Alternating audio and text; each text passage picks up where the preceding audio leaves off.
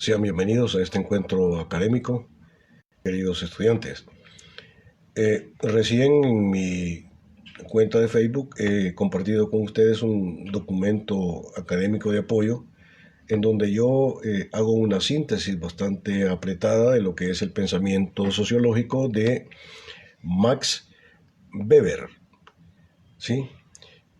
También comunicarles que las notas en su totalidad de el grupo teórico 01 de sociología ya han sido entregadas en su totalidad y estoy ya trabajando las notas del grupo teórico 02. Me faltarán tal vez unas 15 papeletas que calificar.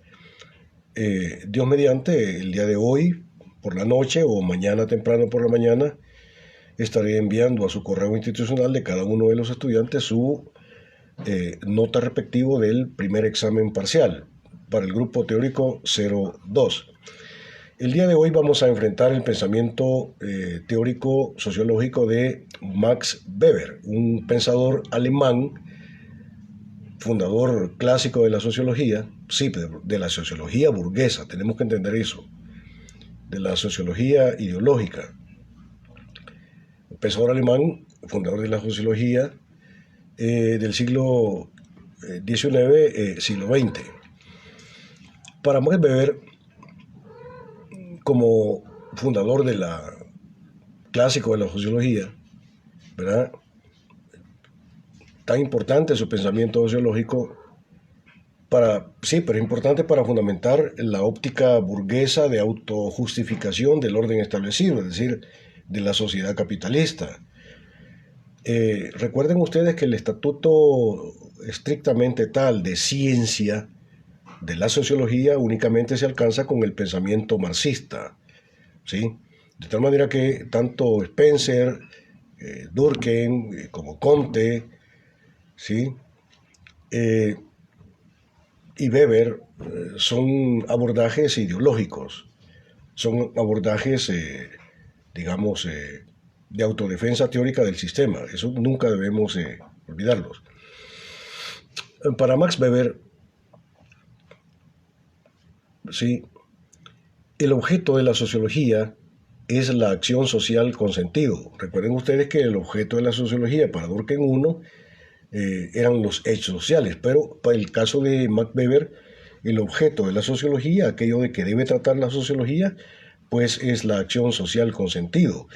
Tengo que decirles que tanto Durkheim, ¿sí?, como Max Weber eran contemporáneos, vivieron en la misma época, pero nunca se conocieron entre sí y el uno no conoció nunca la teoría del otro. Entonces, eran contemporáneos, pero no se conocían entre ellos.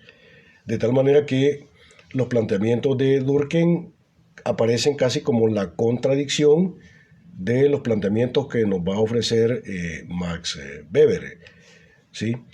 Para Durkheim, sobre todo para Durkheim 1, el fundamento de la societalidad es la fuerza de imposición del sistema, ¿sí? Pero para Weber, el fundamento de la societalidad, de la vida social, es prácticamente la intersubjetividad, como lo vamos a ver. Entonces, para Max Weber, el objeto de la sociología es la acción social con sentido. Toda acción humana es una acción social, con sentido, pero no toda acción humana es una acción social.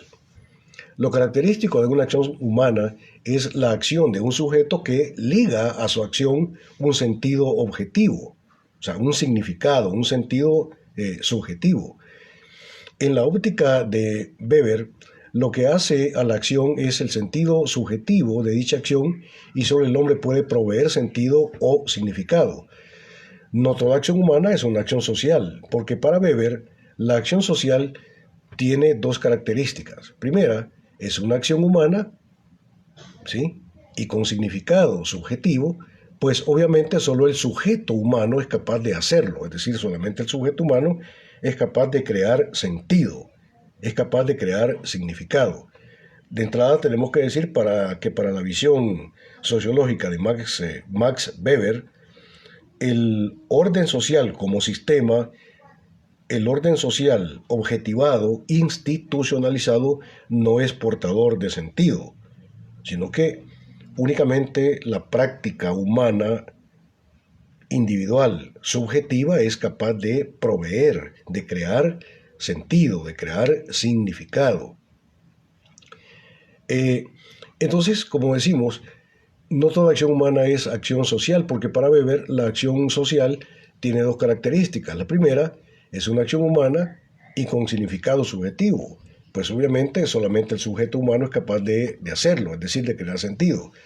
La segunda condición es que se trata de una acción humana con sentido, desarrollada por un sujeto, pero que liga o involucra su acción creadora de sentido a la de otros sujetos.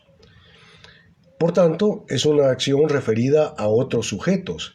Entonces, de lo que estamos hablando es de una acción intersubjetiva. Si estamos hablando de una acción intersubjetiva, entonces hablamos de interrelación de sentido únicamente donde hay dos sujetos sociales que están interactuando y que el sentido de la acción de estos sujetos sociales que están interactuando está referida al sentido de la acción de otro sujeto. Solo entonces se puede dar o se da una acción estrictamente social. Para Max Weber, la acción humana implica una conducta. Bien consiste en un hacer externo o interno. Ya consiste también o puede consistir en un omitir o en un permitir, siempre que el sujeto o los sujetos de la acción enlacen o involucren en ella, es decir, en esa acción, ¿verdad?, un sentido subjetivo. La acción social es una acción en donde el sujeto, en donde el sentido mentado por su sujeto o sujetos está referida a la conducta de otros, orientándose por esa conducta en su desarrollo. La acción social, incluyendo la tolerancia o la omisión, se orienta por la acción de otros, los cuales otros pueden ser presentes, pasados o esperados como futuros. La idea de alteridad en Weber es clave para entender el fundamento de la societalidad. No hay alteridad absoluta. Lo que está postulando aquí Max Weber es el carácter constituyente de la subjetividad, la cual se constituye en la interacción o la interrelación del otro o la presencia del otro o de los otros, pero jamás de lo otro, como decía Spencer, ya que para Weber las objetivaciones no son portadoras de sentido. Las objetivaciones son las prácticas humanas institucionalizadas como sistema, ya objetivadas. Esas, el orden social dado para Max Weber no es portador de sentido. Los otros se constituyen como tales, es decir, como otros, en la interrelación de mi subjetividad, la cual no es absoluta. El hombre, para Weber, es fundamentalmente sujeto. El problema es que hay un debilitamiento de la idea de objetividad en el pensamiento de Max Weber. Para Weber, la sociedad solo es posible a partir del supuesto trascendental de la comunicabilidad, en el sentido de que la individualidad no es una especie de absoluto, al cual habría que estar sometido el resto de la realidad. La sociedad no es necesariamente posición de una subjetividad previamente constituida a espaldas de la sociedad misma. El sujeto, en Weber, no tiene suficiencia constitucional. ¿Por qué? Porque no es absoluto. Cito palabras de Max Weber. Debe entenderse, dice Weber, por sociología, una ciencia que pretende entender, interpretándola. El concepto de interpretación es muy importante en el pensamiento de Weber. Repito, debe entenderse por sociología una ciencia que pretende entender, interpretándola, la acción social para de esa manera explicar casualmente o causalmente, repito, causalmente, en su desarrollo y efectos. No toda clase de contactos entre los hombres tiene carácter social, sino solo una acción con sentido propio dirigida a la acción de otros. Es decir, es la lógica de la intersubjetividad del sujeto que genera una praxis con sentido, pero con el propósito de ligar o involucrar a otros a ese sentido creado. La acción social no es idéntica ni a una acción homogénea de muchos, ni a la acción de alguien influido por conducta de otros. Lo propio de la societalidad es la intersubjetividad, o más bien el cúmulo de relaciones entre sujetos movidos por una intencionalidad. La concepción weberiana del sujeto humano como un ser intencional es muy importante, ¿sí? Porque la praxis del sujeto individual en la mentalidad de Weber es siempre una praxis intencional. Y esa intencionalidad es la que provee sentido a la acción desarrollada por el sujeto. Y la acción de ese sujeto, ¿sí?, es una acción intencional que tiene el propósito de involucrar o de ligar a los otros a ese sentido creado. Entonces, para Weber, la sociología tiene como objeto de estudios la acción social con sentido. Y esta acción en la sociología tiene que explicarla y además tiene que comprenderla, ¿sí? Explicar y comprender esa acción social con sentido. Pero hay una diferencia entre explicar y comprender, como ya sabemos, por lo menos deberíamos saber. La explicación consiste en poner en evidencia las cadenas causales del funcionamiento de un fenómeno social, porque todo lo que existe tiene una lógica causal para existir, principio de razón suficiente. Hay que poner en la luz la regularidad interna del fenómeno, es decir, sus leyes causales. Pero el conocimiento de las leyes causales de un fenómeno no son suficientes para poder interpretar el fenómeno. Porque una cosa es lo que se plantea en el discurso declarativo y otras cosas son las intenciones reales que subyacen a ese discurso declarativo. Piensen ustedes en los políticos. Dicen una cosa, pero en realidad, en el fondo, lo que quieren decir es otra. A eso se refiere Max Weber. Entonces, para Weber, de lo que se trata es de poner en la evidencia, ¿sí?, la concatenación causal de los fenómenos, en el sentido de que hay un orden lógico en la realidad social, sí, pero ese es el nivel de la funcionalidad del sistema. Weber tiene en consideración que la sociedad funciona como un sistema y que es un sistema funcional. La sociedad es un orden lógico, donde se explica el carácter del sistema del orden social en la funcionalidad de los elementos que componen el sistema. Durkheim I va a decir que la societalidad consiste en esa forma coactiva, impositiva, ¿verdad?, en la funcionalidad del sistema. Pero Weber, por el contrario, ciertamente hay una funcionalidad coactiva del sistema que liga de manera forzosa a los sujetos sociales. Pero eso no es el fundamento de la societalidad para Weber. El fundamento de la societalidad para Weber no la da la lógica que pone en evidencia las cadenas causales. Entonces, hay una funcionalidad del sistema que se nos impone a todos, pero dentro de esa racionalidad del sistema hay otra lógica, que es la lógica de creación de sentidos, ¿sí?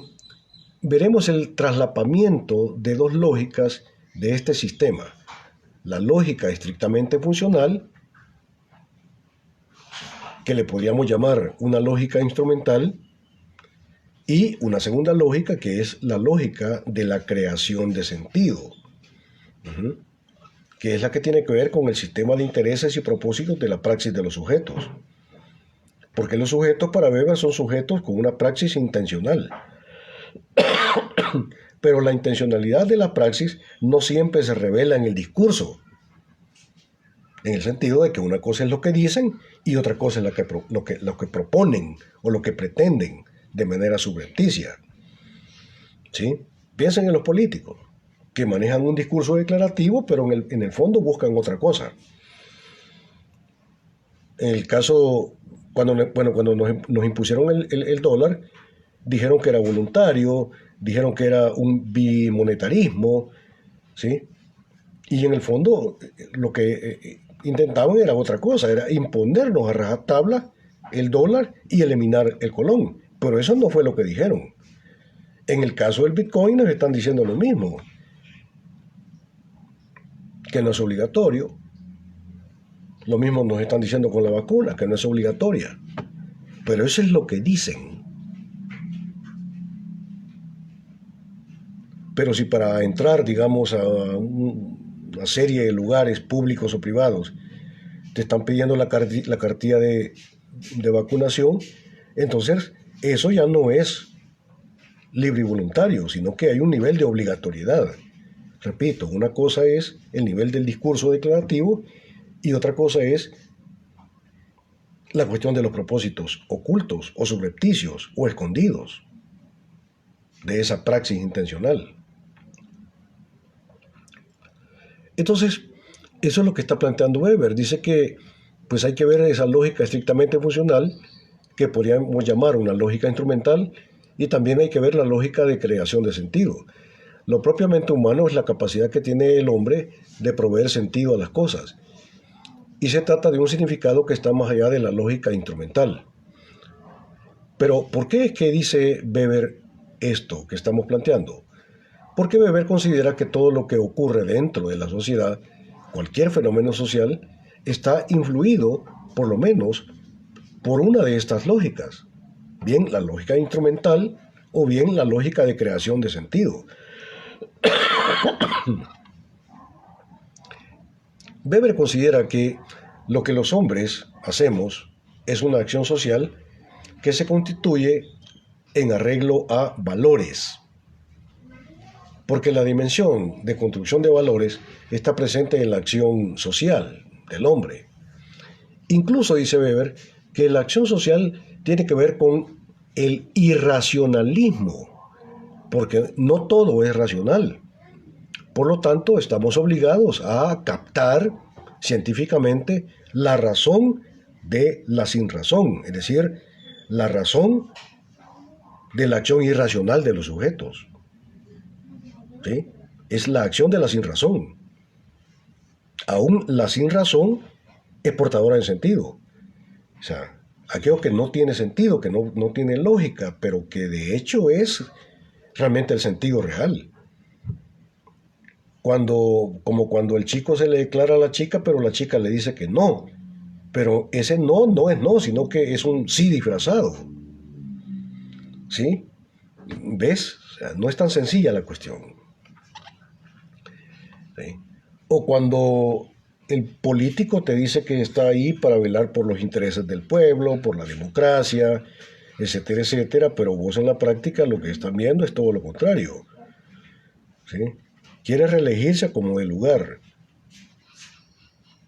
Quiere tener amarrado todos los poderes del Estado, las tres estructuras del Estado: ejecutivo, legislativo y judicial. Entonces tiene el poder absoluto. Pues es lo que quería, pero eso no fue lo que te dijo. Pero en la práctica vos estás viendo que realmente eso es lo que quería. Ahora, habría que ver qué es lo que está haciendo o qué es lo que quiere hacer con ese poder absoluto.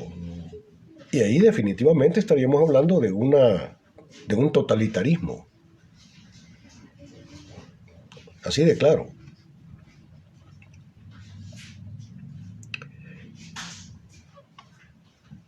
Entonces, por eso es que la acción social solo tiene sentido si lo analizamos desde la cuestión de la irracionalidad, ¿verdad? Incluso la razón de la irracionalidad es explicable, porque no todos los actos humanos son racionales en el sentido ordinario de la palabra. La comprensión de los fenómenos no viene dada por el análisis de la funcionalidad mecánica inscrita en los fenómenos mismos, como sistema de objetivaciones. Comprender el fenómeno es captar el sentido propuesto por la dinámica intersubjetiva que subyace en la acción social. Obviamente, hay un sentido manifiesto, declarativo, obvio, y hay un sentido oculto o latente. Entonces, la verdad del fenómeno no se la va a encontrar en el nivel declarativo, en el nivel obvio, sino en el nivel oculto, en el nivel latente. La lógica del sentido manifiesto o obvio se comprende o se capta por la consideración de la causalidad mecánica. Para comprender el sentido latente, o sea, oculto, hay que analizar el qué del fenómeno que puede esclarecer el por qué o para quiénes del fenómeno. Para la interpretación comprensiva de la sociología, las formaciones sociales no son otra cosa que desarrollos y entrelazamientos de acciones específicas de personas individuales. Así es como lo ve Max Weber. Según Weber, la sociedad se estructura básicamente por dos dinámicas. Una dinámica de tipo funcional, que fue la que plantea prácticamente Durkheim I, y una dinámica que tiene más que ver con la práctica de valores. Por tanto, en el análisis científico de la realidad, ¿sí? El análisis científico de la realidad es un análisis que no debe solamente explicar la funcionalidad del sistema, sino que debe explicar la dimensión axiológica, es decir, de los valores que se vive en el sistema o que se viven en el sistema. Porque la dimensión funcional es una dimensión de tipo positivista, que establece los encadenamientos causales de la forma, causa y efecto, donde los encadenamientos causales tienen la función de establecer el eficiente o ineficiente cumplimiento o realización de fines establecidos por la práctica del hombre, objetivados en el orden social. El cumplimiento de fines o de los fines, ese cumplimiento de los fines o propósitos de la praxis del sujeto puede ser eficiente o puede ser ineficiente, dependiendo si hay una adecuación correcta de los medios precisos para el logro de los fines, o puede ser una utilización inadecuada de esos medios para el logro de los fines. En todo caso, se trata de un análisis de la funcionalidad de la sociedad buscando la concatenación causa-efecto en la lógica del logro de los fines propuestos. ¿Verdad? Para Max Weber, la lógica funcional de la sociedad no explica totalmente el carácter social de la vida del hombre, ya que el carácter social incluye también la práctica de valores. La práctica de valores. Veamos esto a través de dos ejemplos.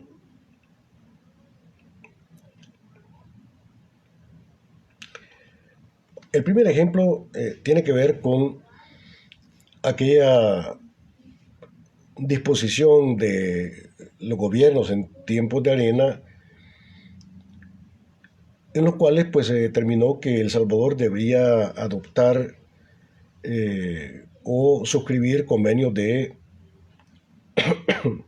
tratados de libre comercio. Entonces, si lo ves desde el punto de vista de una lógica funcional, tenemos ahí que el Estado salvadoreño propone, por la vía de la imposición legal, ¿sí? la, la cuestión de los tratados de libre comercio.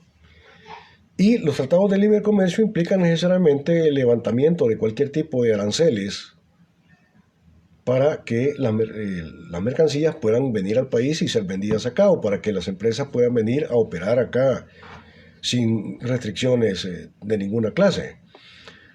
Entonces esto parece plausible, parece muy bueno, ¿verdad? Pero si lo vemos un poco más a fondo, como nos está planteando el pensamiento weberiano, para ver cuál es la intencionalidad de esto, entonces nos encontraríamos como con una situación irracional, porque la cuestión de la apertura de tratados de libre comercio implica la presencia de empresas transnacionales que con su operación en el país pueden llevar a la quiebra a las empresas nacionales. Como por ejemplo tenemos el caso claro de las microempresas, digamos, de hortalizas. O sea, una de las causas de la quiebra de las empresas de hortalizas es que por la cuestión de los tratados de libre comercio entran al país un montón de hortalizas producidas en México, Honduras, Guatemala. Y entonces esto impacta de manera directa quebrando al microempresario nacional, porque vienen digamos, ese flujo de mercancías de Guatemala, por ejemplo, y vienen a vender la caja de tomates a $5. Claro, los tomates todos cheles de pesticidas, ¿verdad? Y tamaños tomatones, ¿verdad? Pero cheles de pesticidas y vienen y te lo venden a $5. Entonces el problema es que el productor nacional de hortalizas, de tomates, no puede competir con eso, porque los costos de producción para el productor o el microempresario nacional son más altos. Pasa que los productores de Guatemala tienen mayores, digamos, mayor atención, subsidio de parte del gobierno. Y entonces, la cuestión de la apertura del libre comercio impacta negativamente sobre la producción nacional. Los productores nacionales van a la quiebra de los productores nacionales genera desempleo, el desempleo impacta negativamente sobre el mercado interno, y el mercado interno es un concepto en economía. Mercado interno es la capacidad de compra de una población determinada en un momento determinado. Y entonces la capacidad de compra de una población está directamente relacionada con la cuestión del empleo. Si la gente no tiene empleo, ¿sí? Si la gente no tiene empleo, entonces no puede comprar. Si la gente no puede comprar, entonces las empresas transnacionales tampoco van a poder vender. Es una contralógica. Entonces, la cuestión esta que parecía tan bonita, ¿verdad?, tan interesante, de la apertura de mercados por la vía de los tratados de libre comercio, vino a impactar negativamente sobre la producción nacional. Impactó negativamente sobre los productores nacionales. Generó más desempleo. Y entonces eso llevó a una crisis de realización de plusvalía. La gente, pues se producía muchas mercancías, pero la gente no tenía dinero para comprar. ¿Pero por qué no tenía dinero? Porque no tenía empleo. Entonces, esa es la sinrazón de la razón, es decir, algo que el Estado salvadoreño en los tiempos de arena propone como algo maravilloso, como algo bueno, detrás de eso había una intencionalidad negativa.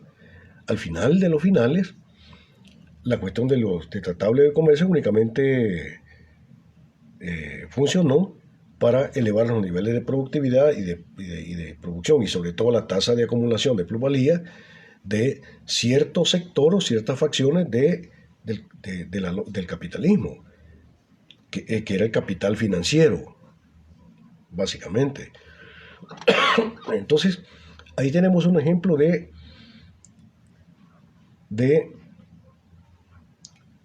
cómo entra en contradicción lo que parece racional, pero que en el fondo es irracional. Entonces, Obviamente la cuestión de los tratados de libre comercio impactaron negativamente en la economía nacional. ¿Sí? Pero en el fondo, ¿por qué se planteó la cuestión de los tratados de libre comercio? Por la avaricia de los capitalistas, de ver cómo aumentaban su tasa de ganancia. Pero esa es la sin razón. Ahora, en el nivel declarativo jamás te iban a decir, no van a salir por televisión diciendo de que el propósito de la cuestión de los tratados de libre comercio era para buscar la manera de elevar sus tasas de ganancia. Te dijeron que era para el beneficio de la producción nacional, de la economía del país, que iban, etcétera, etcétera. Pero es el nivel declarativo. Entonces, eso es lo que está diciendo Max Weber. Una cosa es el nivel declarativo y otra cosa es el nivel real. Sí.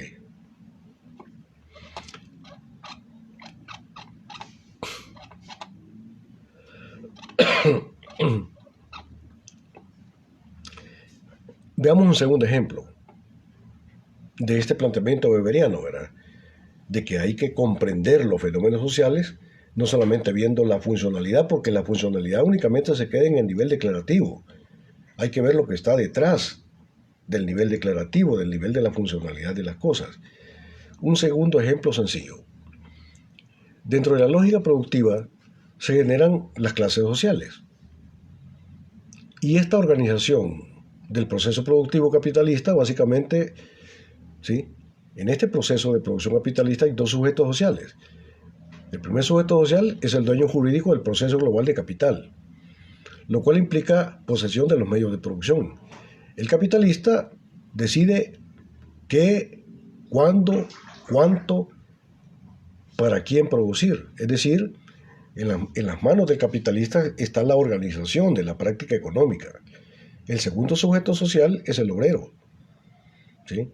Que tiene como característica, primero, que no es dueño de los medios de producción, sino solamente es dueño de su fuerza de trabajo, la cual tiene que venderla, alienarla a través de la venta por un salario. Por tanto, su fuerza de trabajo es una mercancía. ¿Sí? Segundo, que él, es decir, el obrero, es el elemento que dentro del proceso productivo está en contacto directo con los medios de producción.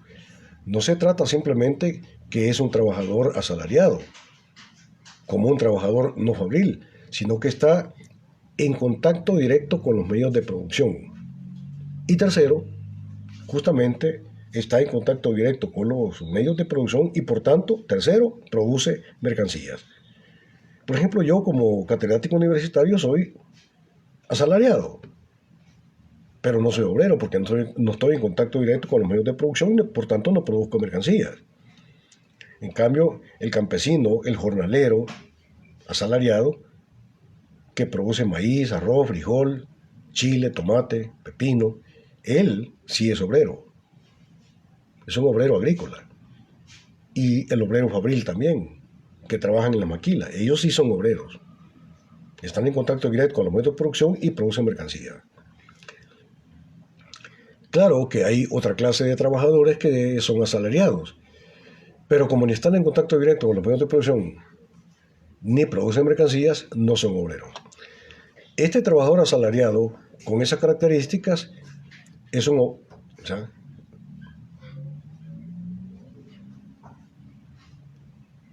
es un obrero. Ningún maestro es un obrero, ningún profesor es un obrero, aunque son trabajadores asalariados. Un funcionario público es un asalariado, pero no es un obrero, porque no está ligado de manera directa a los medios de producción ni produce mercancías. Entonces, el sujeto social A, es decir, el capitalista y el sujeto social B, el obrero, nos preguntamos, si tenemos dos sujetos sociales, el capitalista y el obrero, nos preguntamos, ¿qué tipo de relaciones son los que se establecen entre estos dos sujetos sociales? Al dueño jurídico, al capitalista, le interesa incrementar su ganancia, pero para ello tiene que bajar los costos de producción y la fuerza de trabajo entra dentro de los costos de producción. Entonces le interesa al burgués bajar los costos de producción por la vía de bajar los salarios. Sin embargo, al trabajador le interesa incrementar el incremento de salarios, incrementar su salario. Entonces tenemos allí que hay una contradicción objetiva. Al empresario le interesa un incremento de su tasa de ganancia y al trabajador le interesa trabajar menos e incrementar el monto de su salario. A mayor nivel de gasto de la fuerza de trabajo, mayor costo de la reproducción de la fuerza de trabajo. Entonces, los intereses de los dueños del proceso de producción de capital son contrarios a los intereses de los trabajadores involucrados directamente en ese proceso productivo. Aquí lo que se da es una contradicción objetiva de intereses entre los intereses de los capitalistas y los intereses de la clase trabajadora. Si adoptáramos solo la lógica explicativa de la funcionalidad del sistema, encontraríamos mucha dificultad para entender el fenómeno de que en muchos casos el obrero vote en los procesos electorales por los partidos políticos que defienden los intereses estratégicos de los capitalistas. Capitalistas que adoptan medidas como la apertura comercial que lleva a la quiebra de las empresas nacionales, generando desempleo y más pobreza. ¿Cómo se explica que los que tienen el poder político tomen esas decisiones? ¿Por qué a algún sector del capitalismo o de los capitalistas sencillamente le favorece? Dentro de la clase capitalista también hay un sector o facción dominante. En el caso de El Salvador, en los años 60 y los años 70, dentro del bloque dominante capitalista, la facción dominante era la facción agroexportadora. Ahora, desde los años 90, después de los acuerdos de paz hasta el día de hoy, la facción dominante del bloque en el poder, es decir, del bloque capitalista, es el capital financiero. ¿Ves? La facción dominante dentro del bloque dominante ha cambiado. Ahora la facción dominante es el capital financiero, ya no es el capital agroexportador. Max Weber diría que en la lógica funcional el fenómeno no tiene explicación. Solo tiene explicación en la lógica irracional, porque el egoísmo es irracional y toda la lógica del capital está montada sobre el egoísmo de los capitalistas. Es una guerra de uno contra todos, donde prevalecen los más aptos, los que tienen el poder, más o menos en la idea que nos proponía Herbert Spencer. Al buscar empleo, los mejores puestos son de los que están conectados con el poder. Los mejores puestos de trabajo no se los dan a los más capaces. En una lógica de la funcionalidad declarativa de cómo ocurren las cosas, cualquiera pudiera pensar, y así sucede, de que tú te formas con una carrera universitaria porque supones que la carrera universitaria te da ciertas capacidades y posibilidades para encontrar un buen puesto de empleo, ¿sí? Suponiendo ingenuamente que los mejores puestos de trabajo se los dan a los más capaces. Pero esa es la lógica declarativa. Esa es la lógica de la funcionalidad, de causa y efecto. ¿Sí? Eso es el intento de explicar los fenómenos. Pero dice Weber, no solamente hay que buscar la explicación del fenómeno, sino que hay que buscar cómo interpretar el fenómeno. Y ya en la lógica de la interpretación, vos te das cuenta que lo que ocurre en la vida salvadoreña es que los mejores puestos de trabajo no se lo dan a los más capaces, ¿sí?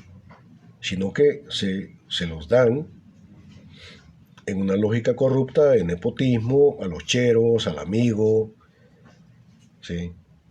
A la chica que está dispuesta a todo, al sobalevas, al arrastrado. Esos son los que terminan sobreviviendo. No son los más capaces.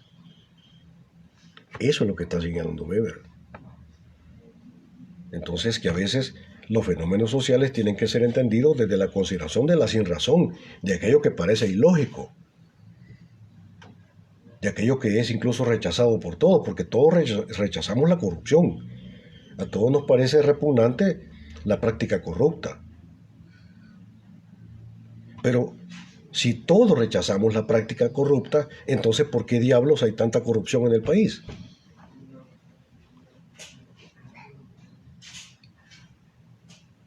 ¿Por qué? ¿Ves? Es el análisis de los fenómenos sociales desde la consideración de la irracionalidad de las cosas. Eso es lo que está señalando Max Weber. Ahora, sobre la cuestión de los valores, para Weber, la práctica humana que genera sentido es la que se estructura en función de valores. Pero uno tiene que preguntarse qué es un valor. Tiene que preguntarse si todo valor es necesariamente valor moral. Y entonces nosotros vemos que hay dos tipos de valores: valor instrumental y valor de tipo ético-moral. Pero tengo que decir, queridos estudiantes, esto no lo encontramos en el pensamiento de Weber. En el pensamiento de Weber no vamos a encontrar ese análisis crítico de lo que son los valores. Ese tipo de análisis crítico de la cuestión de los valores lo vamos a encontrar únicamente en el marxismo, ¿sí? Entonces, lo que voy a plantear a continuación más bien es una crítica marxista que se le puede hacer o se le debe hacer a Max Weber, ya que Max Weber habla de valores. Pero el problema es que Max Weber no define qué diablos es un valor, ¿sí? No hace una diferencia entre valor funcional y valor de tipo ético-moral.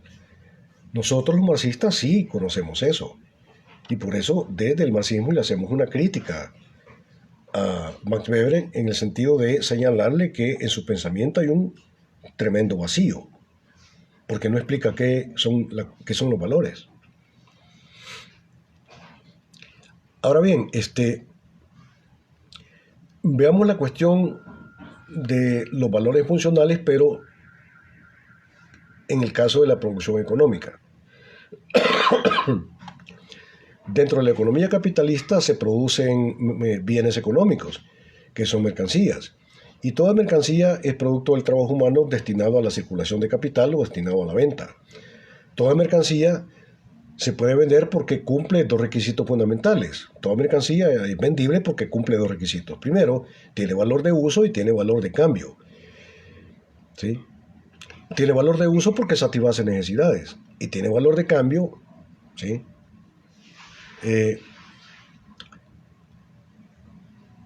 Ya que el valor de cambio de una mercancía se establece la posibilidad de intercambiabilidad, y la intercambiabilidad se fundamenta en el hecho de que toda mercancía es la objetivación de algo que está presente en toda mercancía.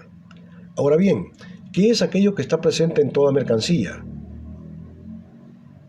Pues aquello que está presente en toda mercancía y que constituye el valor de la mercancía es que toda mercancía, más allá de lo que objetivamente es, una cuma,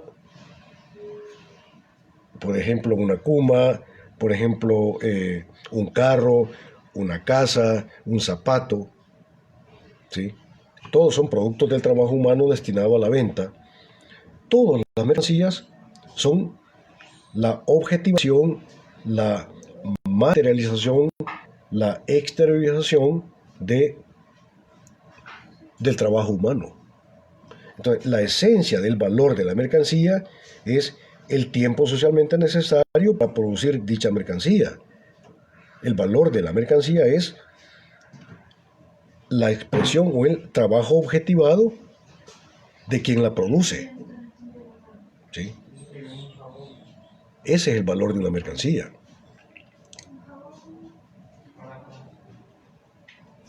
Por eso uno se pregunta, ¿qué es lo que le da valor a una mercancía?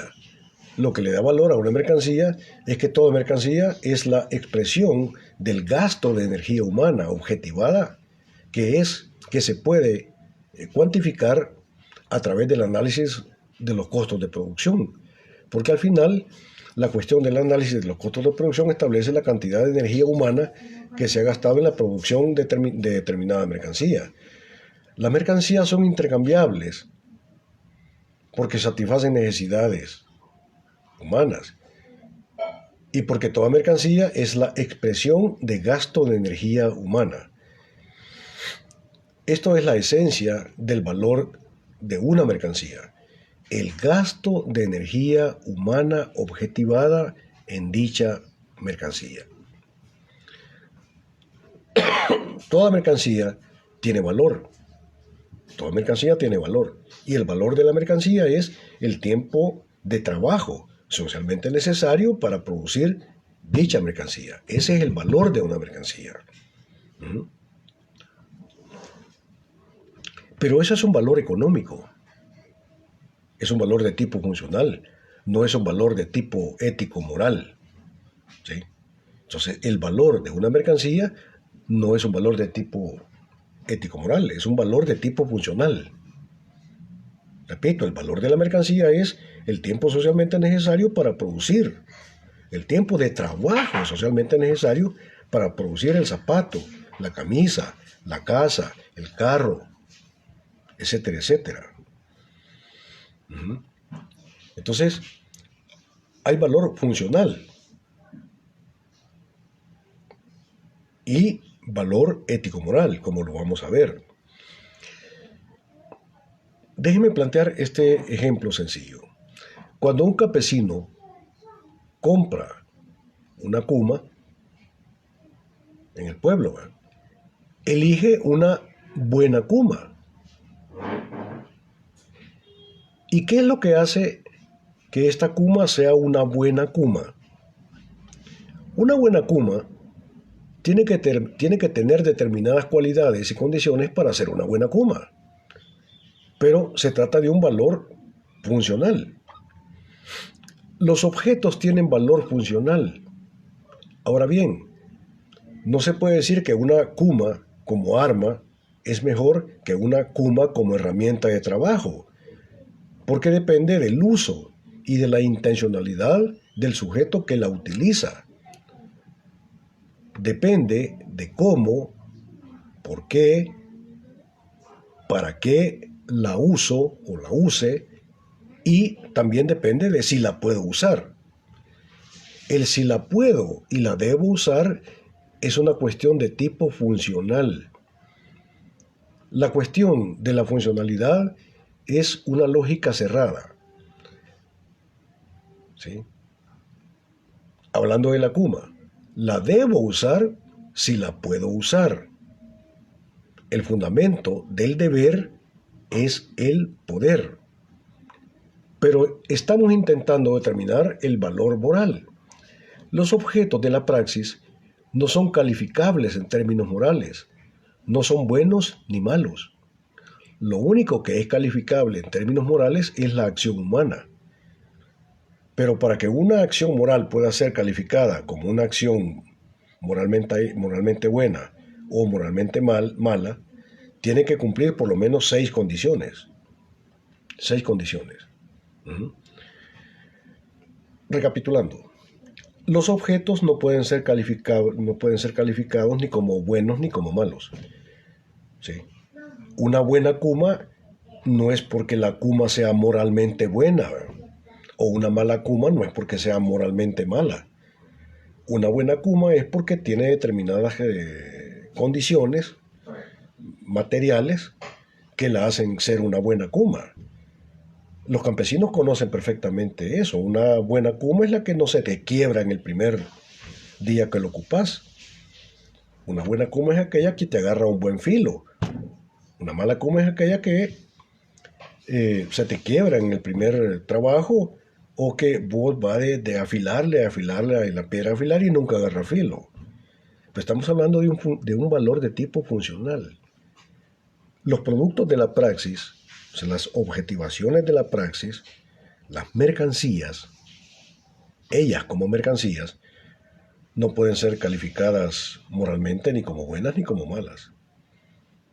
¿Sí? Son funcionales o no funcionales, punto. Entonces, concretando, únicamente la praxis, únicamente la acción humana puede ser calificable como moralmente buena o moralmente mala. Pero para calificar moralmente la praxis del hombre, se deben considerar seis prerequisitos o 6 condiciones fundamentales. La primera condición es que la acción, es decir, esa acción humana, sea una acción libre. Una acción que no puedo elegir es una acción obligatoria y como tal no es moralmente buena ni moralmente mala. Solamente se puede calificar en términos morales la acción libre de los sujetos. Ya sabemos que la libertad es la posibilidad real de optar realmente entre opciones igualmente reales. La libertad se estructura desde la correspondencia entre el poder de optar que nos da la inteligencia, ¿sí? Porque la inteligencia es la que nos da el poder de opción y el poder optar. El poder optar es el ejercicio optativo del sujeto que pone en acto o pone en práctica el poder de opción que le da la razón. Y el poder optar es la decisión que el sujeto toma, ¿verdad?, frente a las posibilidades. Entonces, para realizar el poder de opción que le da la inteligencia, tiene que contar con posibilidades posibilitantes. Una acción en la cual el sujeto no pueda elegir libremente, no puede ser calificable ni como buena ni como mala. Por eso es que los abogados son bastante expertos en, digamos, librar a sus clientes, digamos, de un homicidio y plantean que su cliente pues tuvo que matar en defensa propia. Ya no era una acción libre. Tenía que defenderse. Y en el acto de defensa tuvo que, obligatoriamente, necesariamente tuvo que matar al otro porque si no lo hacía, pues el otro lo mataba a él. ¿Ves? Segunda condición. La acción tiene que ser una que implique conocimiento. Por ejemplo, la acción de un demente no puede ser calificada ni como moralmente buena ni como moralmente mala. De nuevo, justamente por eso los abogados, cuando quieren salvar a su cliente ya in extremis, verá un cliente que está pues prácticamente condenado, suelen declarar al demente, a su cliente como demente. Y de esa manera logran que las penas sean menores, ¿verdad? Porque la acción moral, para ser calificada como moralmente buena o mala, implica necesariamente conocimiento. Y el demente o la demencia es todo lo contrario. Entonces por eso los abogados, para salvar a sus clientes, los declaran dementes, para que no les caiga todo el peso de la ley. Tercera condición. Además de la libertad y el conocimiento, se necesita también el conocimiento de los fines de la acción. Se necesita que el sujeto de la acción se proponga fines moralmente buenos. ¿Sí? No solamente se necesita que la acción, que la praxis sea una praxis libre y que sea una praxis con conocimiento, sino que se necesita además que se propongan que esa praxis, sea una praxis orientada al logro de fines buenos, moralmente buenos.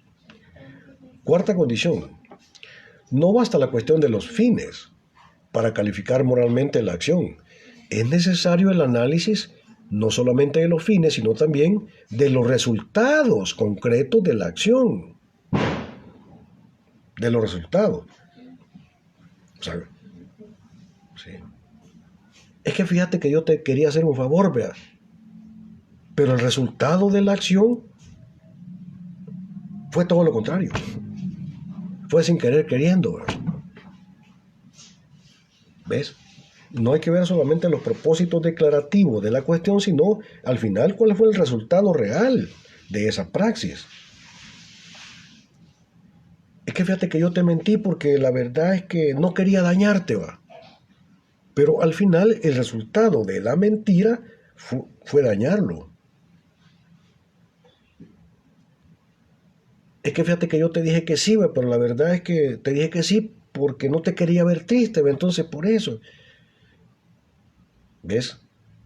Entonces hay que ver la cuestión de la praxis libre, de la praxis con conocimiento, del conocimiento de los fines de la praxis y también el conocimiento de los resultados de esa praxis. ¿Cuáles son los resultados concretos?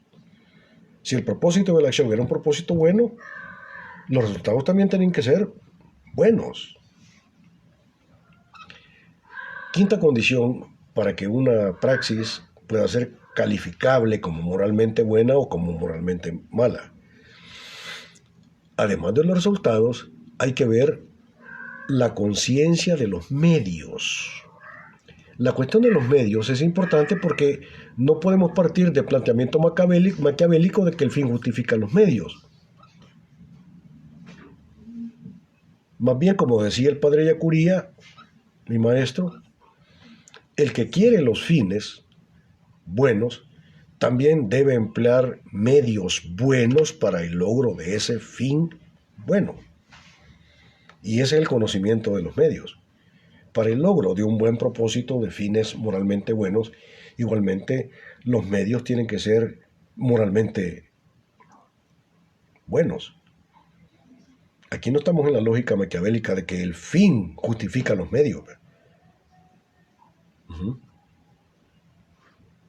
Aquí no se trata de que el fin justifica los medios. Vas a utilizar medios o procedimientos moralmente malos para el logro de un fin bueno. Eso no se trata de eso. La sexta y última condición es la siguiente. La consecuencia para los demás, es decir, para la sociedad. La acción humana no es una acción que se encierra solo en uno mismo o solo entre dos. Lo que ocurre entre dos sujetos tiene repercusiones para el resto de la sociedad. Todos somos corresponsables de lo que ocurre en la sociedad. Esto es algo que algunos cristianos evangélicos no entienden, no logran entender. Me refiero a la cuestión de la corresponsabilidad, a la cuestión del entendimiento de que el pecado tiene una dimensión social. No solamente hay un pecado de naturaleza individual, sino que hay un pecado social también. Un pecado social. Y por eso Marx le llamaba al capitalismo como sistema el demonio visible. Para Marx, el capitalismo es un pecado social. El pecado tiene una dimensión societal. Y por tanto, a la hora de desarrollar una praxis que pretende ser moralmente buena, también hay que ver realmente la cuestión de las consecuencias para la sociedad. ¿De cuáles van a ser las consecuencias para la sociedad? Vivimos en una sociedad injusta y yo soy corresponsable de que la sociedad ande tan mal. Si vos no haces nada, y querer vivir en una neutralidad indiferente a todo lo que sucede, entonces, desde esa postura de irresponsabilidad, de esa neutralidad indiferente al carácter maligno de la vida social, al carácter injusto de la vida social, al carácter corrupto de la vida social, al carácter pecaminoso de la vida social, a la pobreza, al hambre, a la desigualdad social, al desempleo, a la falta de oportunidades, a la alienación. Si tú no haces nada y si yo no hago nada, entonces nosotros, los que no hacemos nada, porque pues no es nuestro asunto, ¿verdad? Cada quien que vea por sus intereses. Claro, ese es el pensamiento de Spencer. Spencer veía la sociedad como una guerra de uno contra todos. Y a mí no me interesa si el vecino comió, no, me interesa solo comer yo. Y si al caso mi familia. Pero eso es Spencer. Los marxistas hablamos de la corresponsabilidad social. En una sociedad mala, moralmente mala, políticamente corrupta y asesina porque mata, en una sociedad así, si tú no haces nada, si yo no hago nada, entonces nosotros somos corresponsables del mal social y somos culpables por el mal social, por la sociedad maligna que tenemos, si no hacemos nada. Entonces, el valor moral es atribuible a la práctica humana, que cumple esas 6 condiciones. Ante un fenómeno que va a ser calificado como moralmente bueno o como moralmente malo, hay que examinar esas 6 condiciones. No todo valor es un valor moral, porque también, como ya le hemos dicho antes, hay valores funcionales y valores instrumentales. ¿Sí? Valor moral solo lo tiene la práctica humana, pero hay que precisar que el análisis de la dimensión moral de la praxis que hemos hecho hasta aquí no es una propuesta de Weber, no la encontramos en el pensamiento de Weber. Es un aporte del marxismo, ¿sí? Es un aporte del marxismo. Vamos a dejar la clase de hoy hasta acá y vamos a continuar con la consideración apretada que hemos hecho del pensamiento de Max Weber el próximo jueves a las 4 de la tarde. Pasen ustedes un feliz día.